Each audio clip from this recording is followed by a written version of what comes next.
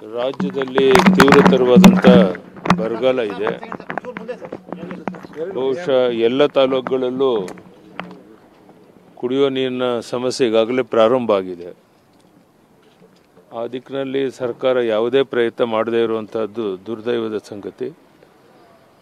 ಇಲ್ಲಿ ಅವರ ಹುಳುಕನ್ನು ಮುಚ್ಚಿಕೊಳ್ಳೋದಕ್ಕೋಸ್ಕರ ಡೆಲ್ಲಿಗೆ ಎಲ್ಲ ಶಾಸನ ಕರ್ಕೊಂಡು ಮುಖ್ಯಮಂತ್ರಿಗಳು ಹೋಗಿರೋದು ಎಷ್ಟು ಮಟ್ಟಿಗೆ ಸರಿ ಅಂತ ಅವರೇ ಯೋಚನೆ ಮಾಡಬೇಕು.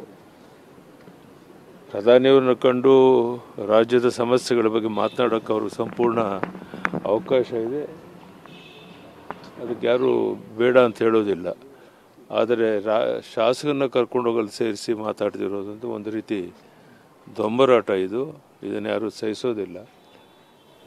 ಇವತ್ತು ಒಂದು ಐತಿಹಾಸಿಕ ತೀರ್ಮಾನವನ್ನು ಪ್ರಧಾನಿ ನರೇಂದ್ರ ಮೋದಿ ಅವರು ತಗೊಂಡಿದ್ದಾರೆ. ಪ್ರತಿಯೊಬ್ಬರಿಗೂ 29 ರೂಪಾಯಿನಂತೆ ಒಂದು ಕೆಜಿ ಅಕ್ಕಿಯನ್ನು ಬಡವ ಬಲ್ಲಿದ ಅಂತ ಹೇಳಿದ್ರೆ ಎಲ್ರಿಗೂ ಕೊಡುವಂಥ ಒಂದು ಯೋಜನೆ ಏನು ಪ್ರಾರಂಭ ಮಾಡಿದ್ದಾರೆ. ಇದರಿಂದ ಹಸಿವಿನಿಂದ ಮುಕ್ತರಾಗೋದಕ್ಕೆ, ಬಡವರು ನೆಮ್ಮದಿಯಿಂದ ಬದುಕೋದಕ್ಕೆ, ಎಲ್ಲ ವರ್ಗದ ಜನರು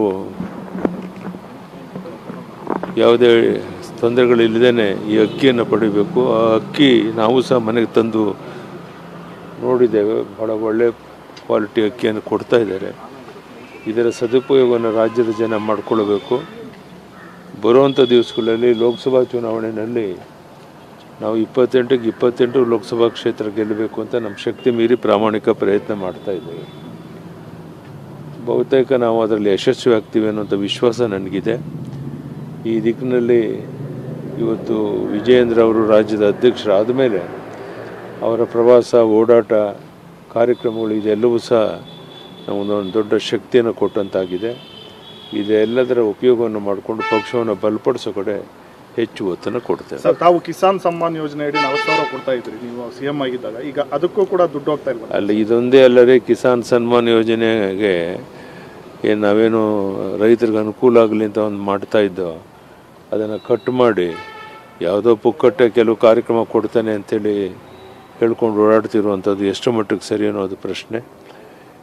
ಬಹಳ ಮುಖ್ಯವಾಗಿ ಇವತ್ತು ಪ್ರಧಾನಿ ನರೇಂದ್ರ ಮೋದಿಯವರು ಸಬ್ಕೆ ಸಾಥ್ ಸಬ್ಕೆ ವಿಕಾಸ್ ಸಬ್ಕೆ ಈ ಒಂದು ಆಧಾರದ ಮೇಲೆ ಎಲ್ಲ ವರ್ಗದ ಜನರಿಗೆ ನ್ಯಾಯ ಒದಗಿಸ್ಕೊಡುವಂಥ ಪ್ರಯತ್ನ ಏನು ಮಾಡ್ತಿದ್ದಾರೆ. ಇದನ್ನು ದೇಶದ ಜನ ಮೆಚ್ಚಿದ್ದಾರೆ. ಹೀಗಾಗಿ ಬರುವಂಥ ದಿವಸಗಳಲ್ಲಿ ಪ್ರಧಾನಿ ನರೇಂದ್ರ ಮೋದಿಯವರಿಗೆ ಬೆಂಬಲಿಗರಾಗಿ ದೇಶದ ಜನ ನಿಲ್ತಾರೆ. ಕರ್ನಾಟಕದಲ್ಲೂ ಸಹ ನಾವು 28ಕ್ಕೆ 28 ಲೋಕಸಭಾ ಕ್ಷೇತ್ರ ಗೆಲ್ಲೋದಕ್ಕೆ ಎಲ್ಲ ಕಾರ್ಯಕ್ರಮಗಳು ಪೂರಕವಾಗಿದೆ ಅನ್ನೋ ಮಾತನ್ನು ಹೇಳ್ತೇನೆ. ಸರ್, ಸಿದ್ದರಾಮಯ್ಯ ಅವರು ತಾವು ರಾಜಕೀಯಕ್ಕಾಗಿ ಈ ರೀತಿ ಹೇಳಿಕೆ ಕೊಡ್ತಾ ಇದ್ದೀರಾ. 15ನೇ ಹಣಕಾಸು ಯೋಜನೆ ಒಂದು ಏನೋ ಮೀಟಿಂಗಲ್ಲಿ ನಾವು ಹೇಳಿದ್ದೀವಿ, ಆದರೆ ಮೋದಿ ಅವರು ಕೊಟ್ಟಿಲ್ಲ ಅನ್ನೋ ಒಂದು ಆರೋಪ ಮಾಡಿ ಸಿದ್ದರಾಮಯ್ಯನವರು ಈಗಾಗಲೇ ಡೆಲ್ಲಿಗೆ ಹೋಗಿದ್ದಾರಲ್ಲ, ಹೇಳಿದ್ದನ್ನೇ ಹೇಳ್ಕೊಂಡು ಅವ್ರು ಕುಂತಿದ್ದಾರೆ. ಅವರ ಉದ್ದೇಶ ಪ್ರಚಾರ ತಗೊಳ್ಳೋದೇ ಹೊರತು ಸಮಸ್ಯೆಯನ್ನು ಬಗೆಹರಿಸಬೇಕು ಅನ್ನೋದು ಅವ್ರಿಗೇನಿಲ್ಲ.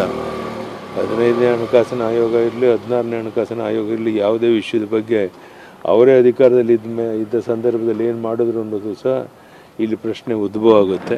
ಸೊ ಅದರಿಂದ ಕೇವಲ ಪ್ರಚಾರಕ್ಕಾಗಿ ಡೆಲ್ಲಿಗೆ ಹೋಗಿ ಎಲ್ಲ ಶಾಸನ ಕರ್ಕೊಂಡು ಹೋಗುವಂಥದ್ದು ಎಷ್ಟು ಮಟ್ಟಿಗೆ ಸರಿ ಅಂತ ಅವರೇ ಯೋಚನೆ ಮಾಡಲಿ. ಇದರಿಂದ ಅವ್ರಿಗೇನೂ ಲಾಭ ಆಗಲ್ಲ.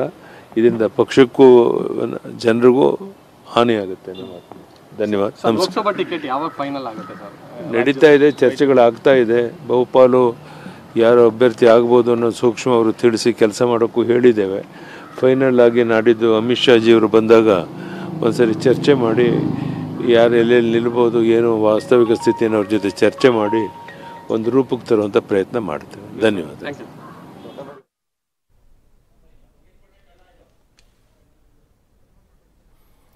ಇದು ಮಾಜಿ CM BS ಯಡಿಯೂರಪ್ಪ ಅವರ ಮಾತುಗಳು. ವಿನಾಕಾರಣ ಗೊಂದಲವನ್ನು ಸೃಷ್ಟಿಸ್ತಾ ಇದೆ ಕಾಂಗ್ರೆಸ್. ಅಲ್ಲಿ ಹೋಗಿ ಬರೀ ಒಂದು ರೀತಿ ಡ್ರಾಮಾ ಮಾಡ್ತಾ ಇದ್ದಾರೆ ಕಾಂಗ್ರೆಸ್ ನಾಯಕರು ಅನ್ನೋ ರೀತಿಯಲ್ಲಿ ಇವತ್ತು ಯಡಿಯೂರಪ್ಪ ಅವರು ಕೂಡ ಮಾತನಾಡಿದ್ರು. ಹಾಗೆ CM ಸಿದ್ದರಾಮಯ್ಯ ಕೂಡ ನವದೆಹಲಿಯಲ್ಲಿ ಇವತ್ತು ಜಂತರ್ ಮಂತರ್ನಲ್ಲಿ ಪ್ರತಿಭಟನೆಯಲ್ಲಿ ಮಾತನಾಡ್ತಾ, ನಾವಿಲ್ಲಿ ಕೇಂದ್ರದ ಗಮನವನ್ನು ಸೆಳೆಯೋದಕ್ಕೋಸ್ಕರ ಬಂದಿದ್ದೀವಿ ಅಂತ ಹೇಳಿ ಪ್ರತಿಭಟನೆಯನ್ನು ಮಾಡ್ತಾ ಇದ್ವಿ. ಜೊತೆಗೆ ಇದೊಂದು ರೀತಿ ಐತಿಹಾಸಿಕ ಪ್ರತಿಭಟನೆ. ಇದು BJP ವಿರುದ್ಧದ ಪ್ರತಿಭಟನೆ ಅಲ್ಲ, ರಾಜ್ಯಕ್ಕಾಗಿರುವ ಅನ್ಯಾಯದ ವಿರುದ್ಧದ ಪ್ರತಿಭಟನೆ ಅಂತಲೂ ಕೂಡ ಅವರು ಹೇಳಿದ್ದಾರೆ.